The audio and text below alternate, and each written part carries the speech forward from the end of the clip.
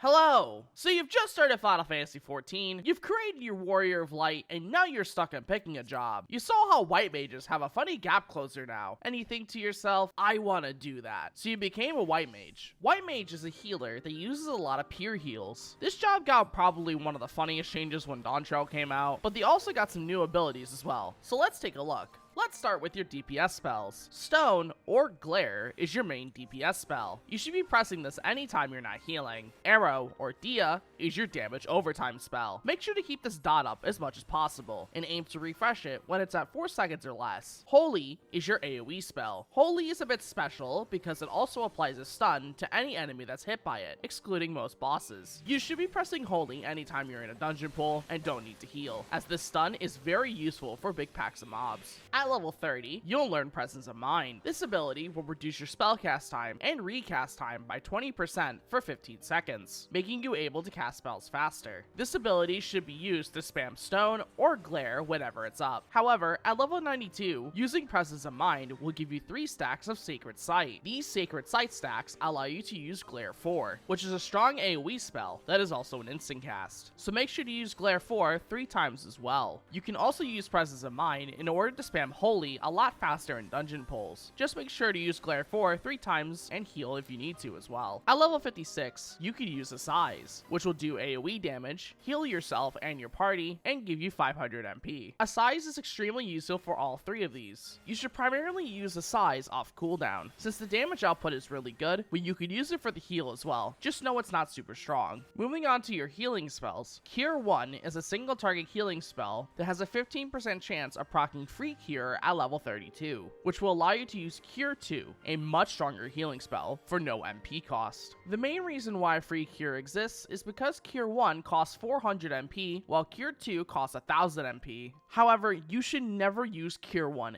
ever, unless you're synced below level 30 or don't have Cure 2 unlocked yet. Medica is your AoE healing spell, while Medica 2 will AoE heal as well, and also apply a 15-second regen effect to anyone that was healed. Cure 3 is a strong AoE heal that heals in a small radius around the person you casted it on. In terms of which Medica to use, I personally suggest using Medica 2 over Medica, but don't spam Medica 2. You should also use Cure 3 mainly when you need a strong heal and the party is close together. Regen will apply a regen to a targeted party member for 18 seconds. I only really suggest pressing regen if you need something to press while moving besides arrow or dia, or for healing a tank as you're moving between dungeon pulls. At level 52, you'll unlock your Lilies. Every 20 seconds that you were in combat, you'll gain 1 Lily, up to a maximum of 3. You can spend these Lilies on Athletus Solus, a strong single target healing spell that's an instant cast, or on Athletus Rapture, an AoE healing spell that's also an instant cast at level 76.